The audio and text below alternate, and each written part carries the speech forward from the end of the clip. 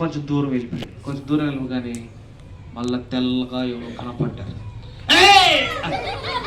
అనగానే వాళ్ళు ఎవరో ఆగారు. ఆగగానే వెరిమి అడిగింది, ఇదిగో నీ పేరేంటి అన్నాడు. అడగగానే ఆ తెల్లగా ఉన్న వాళ్ళు చెప్పారు పేరు. నా పేరు స్నేహిల్ అంటారు. ఏంటంట? తెలుగులో నన్ను నత్త అంటారు. నత్తానా? స్నేహిలా? అరే నీ పేరు భలే ఉంది, ఆహా ఎంత బాగుంది, నీ ఈప్ మీద అదేంటమ్మా అని అడిగింది. ఎవరు అడిగారు?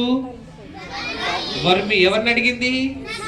అతని. నీ వీప్ మీద ఏంటో మోసుకుంటూ వెళ్తున్నావు, ఏంటదంటే అది నా ఇల్లు అన్న.